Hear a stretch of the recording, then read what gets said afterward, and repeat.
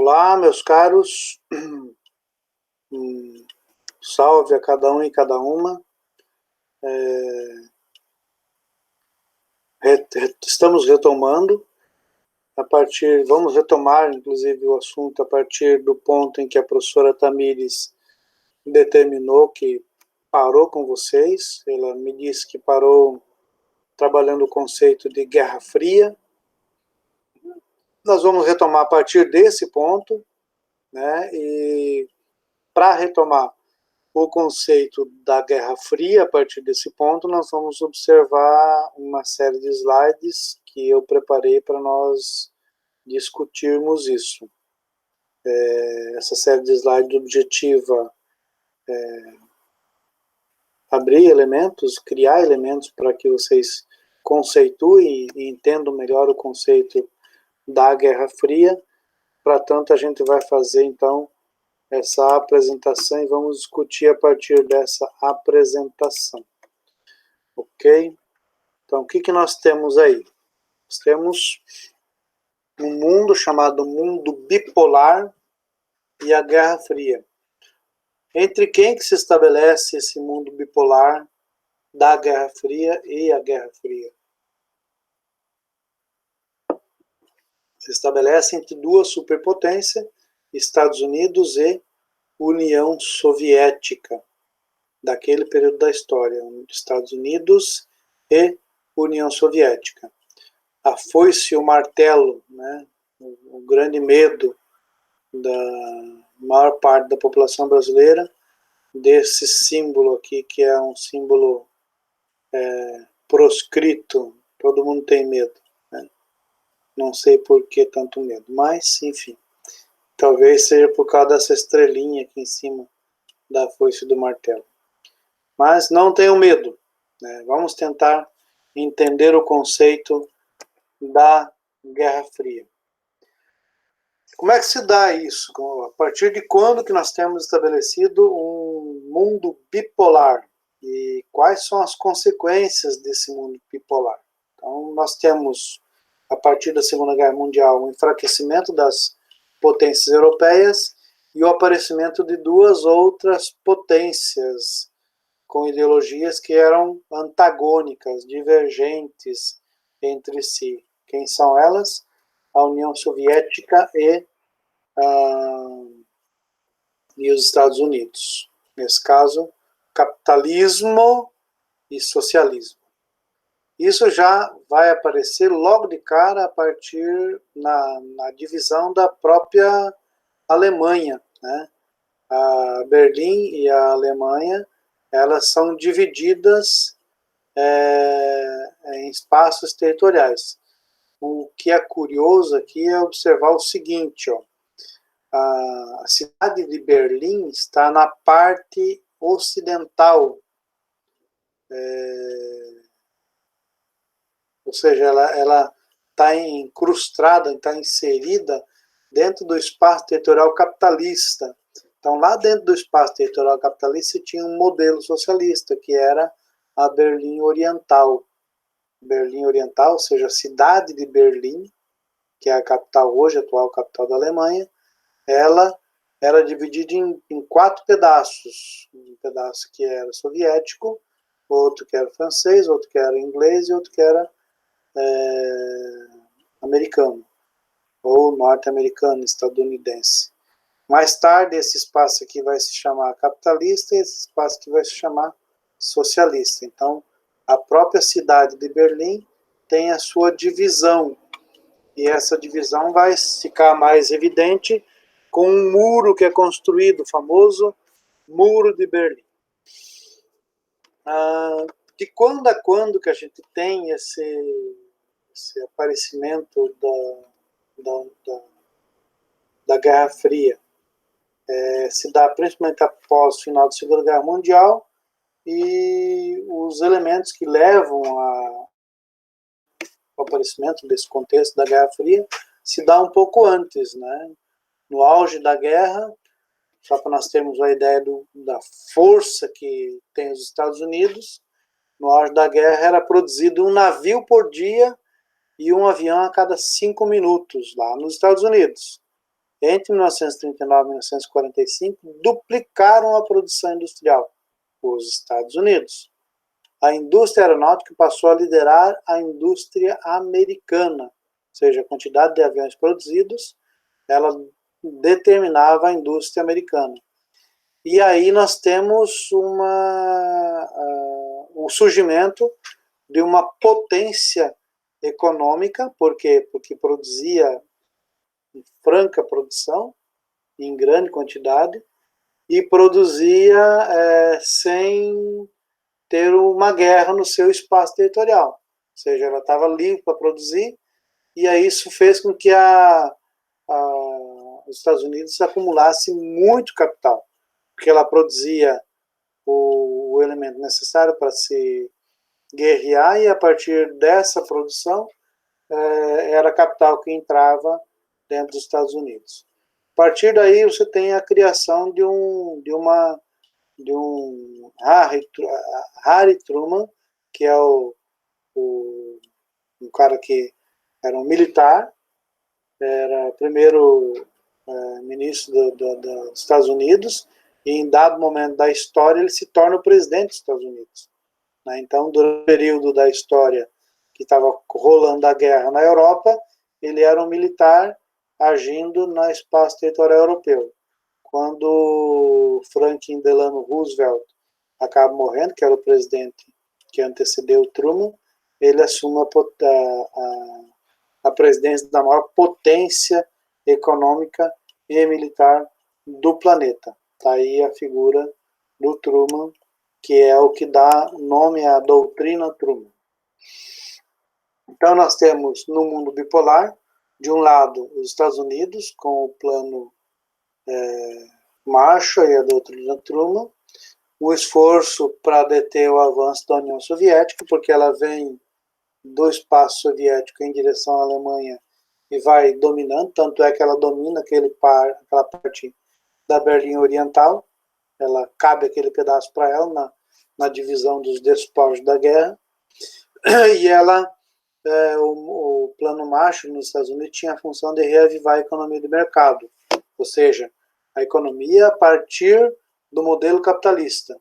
Por que economia de mercado? Porque na União Soviética nós temos uma economia de Estado, o Estado forte. No capitalismo, economia de mercado. No socialismo, economia planificada, de planos do Estado.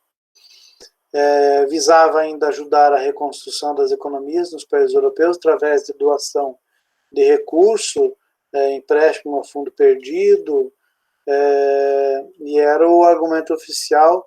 O argumento oficial era a luta contra a pobreza, que era resultado do processo de guerra ou da Segunda Guerra Mundial. Né? Então, nós temos aí, de um lado, então, os Estados Unidos, de outro, a União Soviética. Para enfrentar isso, nós temos a União Soviética, que faz uma oposição marcada contra os Estados Unidos. Ela recusa o plano Marshall, que também foi oferecido a ela. Por quê? Porque era um plano capitalista e tinha a função de incentivar a economia do mercado, e ela tinha uma proposta de economia planificada. Né? Então, em 1947, cria-se um órgão de controle da coordenação dos partidos comunistas da Europa, porque nós temos que ter claro que não era só a União Soviética, não era limitado ao URSS, era o URSS, mas todos os países próximos do leste europeu. Então, em 1947, cria-se esse órgão de controle, que era o Comintern, e em 1949 cria-se o Comecon, que era para desenvolver a economia dos países da União Soviética e do leste europeu. Né? E isso cria a rivalidade entre as duas potências. Então nasce aí a Guerra Fria, nessa competição, que era uma competição de dois modelos de economia, um modelo que era a economia de mercado e outro modelo que era a economia planificada. Uma economia de mercado foi batizada de capitalismo uma economia planificada que foi batizada de socialismo. E esse conjunto de estruturas produtoras a partir de dois modelos econômicos, eles acabam ganhando uma notoriedade e tentam influenciar cada vez mais outros países para fazerem, estabelecerem a relação junto com eles. E isso relevou a famosa Guerra Fria. O grande medo que existia eram as famosas bombas atômicas e as outras bombas que foram sendo criadas, né? O mundo temeu uma nova guerra, principalmente com a recusa à bomba de hidrogênio. Essas bombas que foram bombas criadas a partir depois do exemplo que foi o pior de todos, que foi a bomba atômica, ele criou um medo de que o outro puxasse o gatilho, ou seja, era uma paz de cemitérios, uma paz armada, ou seja, mais ou menos no faroeste. Eu mostro a arma que eu tenho, você mostra a arma que tem, e um não puxa o gatilho e os dois vivem, né? Então, as duas potências nucleares viviam exatamente dessa forma. Por isso que era chamado de Guerra Fria. Não necessariamente porque ela foi travada em espaço territorial frio, mas muito mais em função de que eram guerras que as duas grandes superpotências não travaram no campo de batalha. Elas colocaram outras estruturas, os aliados, nesse caso, que brigaram por eles. Então havia, dentro da Guerra Fria, uma disputa ideológica, uma corrida armamentista. Dentro dessa corrida armamentista havia a famosa corrida espacial, havia espionagem contra espionagem, a exemplo disso a CIA, que é a estrutura da inteligência dos Estados Unidos, e a KGB, que era a estrutura da inteligência dos soviéticos. Como disse antes, a busca por aliados, né? E os conflitos eram regionalizados, tipo, conflito no Vietnã, Norte contra a Vietnã do Sul, conflito na Coreia do Norte com a Coreia do Sul, conflito na África, Sudão do Norte contra o Sudão do Sul, e assim vai, né? Então, a Guerra Fria, que teve como elemento mais no ápice dessa estrutura de guerra a corrida espacial e o homem na Lua, que alguns questionam se o homem foi ou não foi. Eu acho muito estranho o questionamento dos elementos. Eu não tenho elemento para justificar o meu questionamento, dizer que o homem não foi na Lua, logo eu aceito que ele esteve lá, né? Por que eu estou dizendo isso? Para nós não abrirmos uma discussão que não convém nesse momento, que seria se o homem esteve ou não esteve na Lua. Nós partimos do princípio de que ele esteve. Quando é que acontece o fim da Guerra Fria? A partir de 1989, com a queda do Muro de Berlim, a reunificação da Alemanha em 1990 e o fim da União Soviética em 1991. Aí nós temos o fim da Guerra Fria. E nós não temos mais elementos para dizer que a Guerra Fria existia. Aí a imagem histórica, que é a derrubada do Muro de Berlim.